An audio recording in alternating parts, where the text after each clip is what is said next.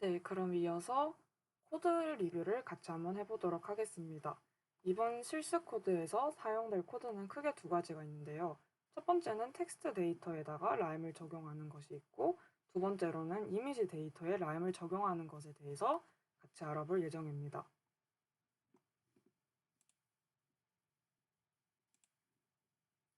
네, 우선 데이터셋을 가져오게 될 건데요.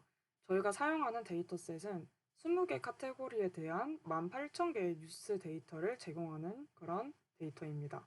그것을 이제 학습 데이터와 테스트 데이터로 나누어 주고, 그리고 클래스 네임을 이렇게 출력을 해보게 되는데, 보시면은 여기 지금 네 번째 있는 하드웨어와 다섯 번째 있는 하드웨어가 둘이 겹치고 있는 것이 확인이 되죠.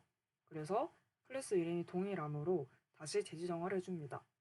그럼 그 결과로 20개의 카테고리가 서로 겹치지 않고 중복되지 않는 그런 카테고리들로 이렇게 구성이 되겠죠.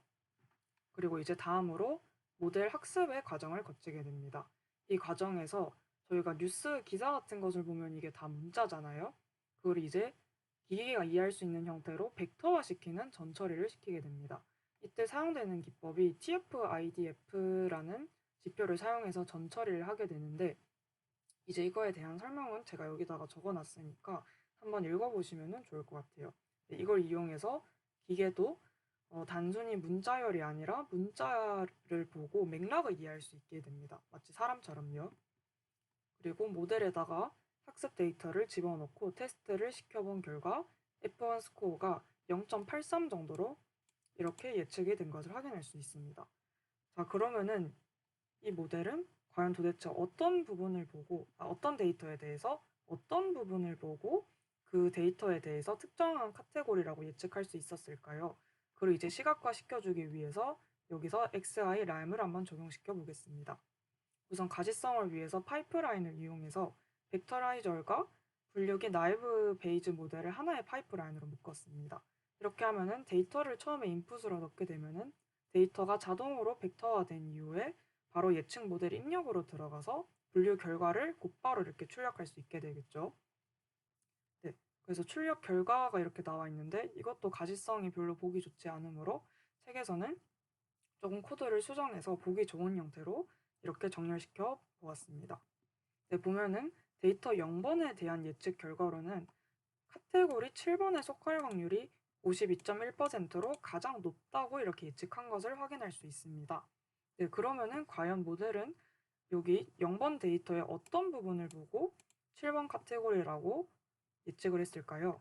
네, 그걸 이제 라임으로 설명을 해주고 있는데, 네, 이제 라임의 구현체에는 총 4가지 종류가 있지만은 저희가 이번 실습에서 사용할 것은 텍스트 모듈과 이미지 모듈 이렇게 두 가지가 있습니다. 지금 저희가 사용하는 건 텍스트 모듈이죠. 네, 이제 설명 구현체를 구동을 해본 결과 다음과 같은 결과가 출력되는 것을 확인할 수 있습니다.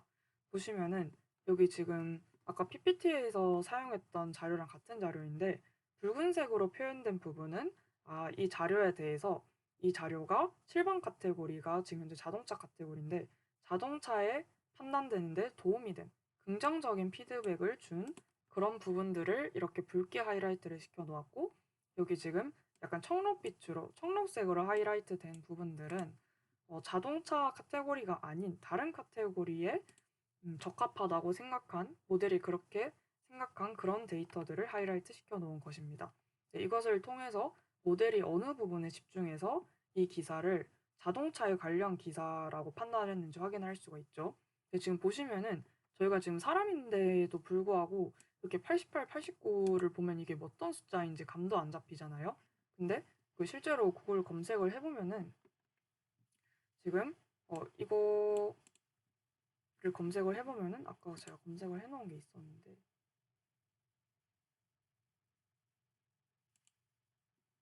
네, 바로 지금 검색을 해봅시다 같이. 이렇게 검색을 해보면은 실제 자동차 차량 중에 이런 모델이 있구나라는 걸 알 수 있습니다. 근데 저희도 사전 지식 없으면은 이것이 자동차 모델인지 뭔지 잘 모르는데 이거를 기기가 맥락을 학습했고 그걸 또 시각화시켜서 보여줄 수 있다는 점이 정말 신기하다고 볼 수 있을 것 같습니다. 네, 그러면 이제 이 0번 기사 말고 과연 인덱스 5번에 해당하는 기사는 뭐라고 예측을 하고 또 이것에 대한 근거는 어떻게 모델이 판단을 했는지 같이 한번 확인해 보도록 하겠습니다. 네, 지금 보면은 프레딕트 클래스는 메디컬, 의학 쪽 카테고리라고 예측을 했고 실제로도 의학 쪽이라는 걸 확인할 수가 있죠. 네, 심지어 100%의 확률로 이 기사가 메디컬에 관련된 것일 것이다 라고 그렇게 모델이 예측을 했습니다. 네, 실제로 그 결과도 맞고요. 보시면은 여기 지금 핑크색으로 칠해져 있는 부분들이 이 기사가 메디컬에 관련된 기사일 것이다 라고 예측했을 때 긍정적인 피드백을 준 부분입니다. 네, 이렇게 텍스트 데이터에 대해서 라임을 사용해서 좀 더 모델을 설명력 있게 만들어주는 신뢰성을 높일 수 있는 시각화 도구라는 것에 대해서 알게 됐고요. 그럼 이제 이거를 이미지 데이터에다가 어떻게 적용시킬 수 있는지 코드를 통해서 같이 한번 살펴보도록 하겠습니다. 네, 제가 부제목으로 사람 얼굴 분류 모델의 의사결정에서 주요 판단에 작용한 영역 표기라고 이렇게 이름을 붙여봤어요. 네, 이제 또 불러오는 데이터셋에 대해서 간단하게 설명을 드리자면은 40명의 얼굴 이미지 사진을 각각 10장씩 촬영을 한 데이터입니다. 총 그럼 사진의 개수는 400장이겠죠. 그리고 8비트 흑백 사진이고 크기는 64x64입니다. 네, 그리고 이미지를 바로 쓸 수 없기 때문에 라임이 먹을 수 있는 형태로 전처리를 시켜줍니다. 이미지를 흑백 변환시켜준 다음에 한 장에 대해서 이미지를 다시 재조정시키는 과정을 여기 지금 코드에 나타내 보았고 데이터를 불러왔으니 어떻게 데이터가 존재하는지 확인을 해봐야겠죠. 그래서 이렇게 데이터를 나열시켜 보니까 데이터가 잘 불러와졌구나 하는 걸 확인할 수 있습니다. 네, 이제 이걸 학습시켜주기 위해서 데이터셋을 좀 나눠줘야겠죠. 이제 학습과 테스트로 쪼개가지고 학습할 수 있도록 이렇게 데이터셋을 분류를 해놓고 아까 이전에 했던 작업과 마찬가지로 이미지 전처리를 해주는 파이프라인을 구축을 해줍니다. 네, 좀 스포를 드리자면은 지금 여기 총 코드에서 이미지 전처리에 관한 코드를 이제 3번을 사용하게 될 건데 전처리 과정에 따라서 모델 예측 결과가 정확도가 그러니까 F1 스코어가 조금씩 달라지게 되는데 그거를 좀 집중해서 보시는 것도 재밌을 것 같아요. 네, 일단은 처음 기본으로 전처리를 수행하는 파이프라인은 다음과 같이 구성이 되어 있습니다. 네, 이것에 대해서 한번 학습을 시켜본 결과 F1 스코어는 다음과 같이 출력이 되는데요. 네, 보시면은 평균 F1 스코어 정확도가 0.58로 그렇게 높다고 할 수는 없죠. 굉장히 좋지 않은 낮은 확률인데 보시면 이제 0번 인덱스 0번째 사람이라던가 또는 여기 20번 인덱스에 해당하는 사람 같은 경우에는 굉장히 하나도 맞추지 못한 굉장히 부정확한 결과를 보여주고 있습니다. 이게 첫 번째 이미지 전처리를 통해서 나온 결과이고요. 이제 이거를 조금 바꿔가지고 전처리 과정에서 정교화를 통해서 각 피처 간 편차가 큰 구간을 줄여주고 편차가 작은 구간의 변별력을 키워서 결과적으로 모델이 학습을 할 때 로컬 미니멈에 빠질 가능성을 줄여주고 학습할 때 좀 더 모델이 빠르게 수렴할 수 있도록 만들어주는 그런 코드입니다. 두 번째 전처리 방식이죠. 보시면은 위에 코드랑 이제 완전히 똑같은데 여기 딱 한 줄, 여기 정교화시키는 코드가 한 줄 들어가 있습니다.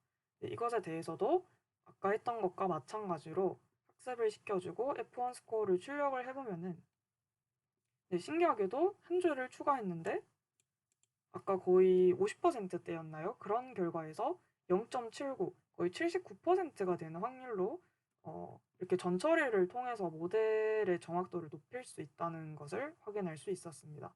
네, 그래도 아직도 보면은 F1 스코어가 0인 인덱스가 조금씩 있어요. 이제 이것에 대해서 파라미터를 조금씩 튜닝해줘가지고 책에서는 해결하고 있습니다. 그래서 필자가 찾은 최적의 파라미터를 설정을 하고 여기서 모델을 한번 학습을 시켜보겠습니다. 이렇게 모델을 학습을 시켜주고 또 마찬가지로 F1 스코어를 출력시켜 보면은 네, 어큐리시가 0.84로 아까 처음에 50%대에서 상당히 올라간 것을 확인할 수 있었습니다. 네, 여기까지가 이제 모델 자체에 관한 얘기였고요. 여기에다가 XAI, 저희 라임을 적용시켜서 한번 해설 기능을 추가시켜 보겠습니다. 네, 이제 여기 보시면은 슈퍼픽셀을 분할하는 알고리즘에 따라서 아까 조금씩 결과가 달라질 수 있다라고 말씀을 드렸는데 여기 제가 쓴 코드 같은 경우에는 슬릭이라는 슈퍼픽셀 분할 알고리즘을 사용하였고 실제로는 더 많은 알고리즘이 존재하니까 조금씩 다르게 적용시켜 보는 것도 재밌을 것 같아요. 네, 이렇게 영역을 구분을 시켜주고 이제 분할된 슈퍼픽셀에 대해서 각각의 이미지들이 어, 모델이 진단을 내릴 때 어디에 집중을 했는가에 대해서 보여주는 그런 코드입니다. 네, 보시면은 이제 13번 데이터에 해당하는 사람의 이미지 파일이 여기 지금 불러와져 있는데요.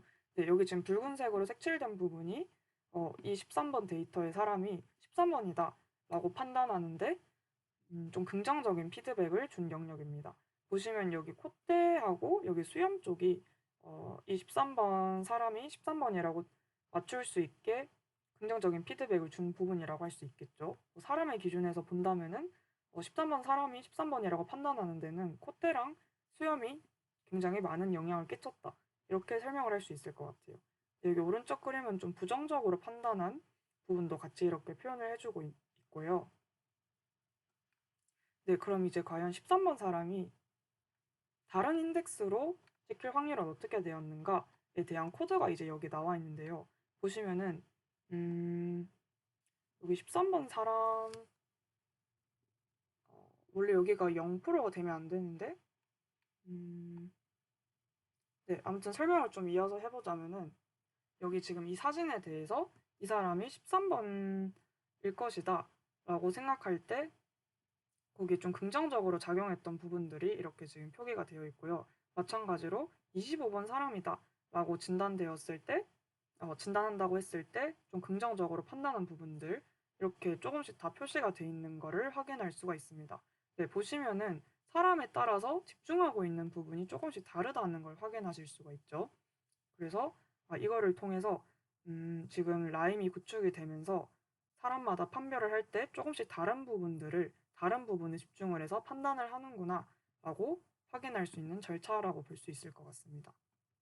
네, 이걸로 실습 코드 리뷰 영상 마치겠습니다.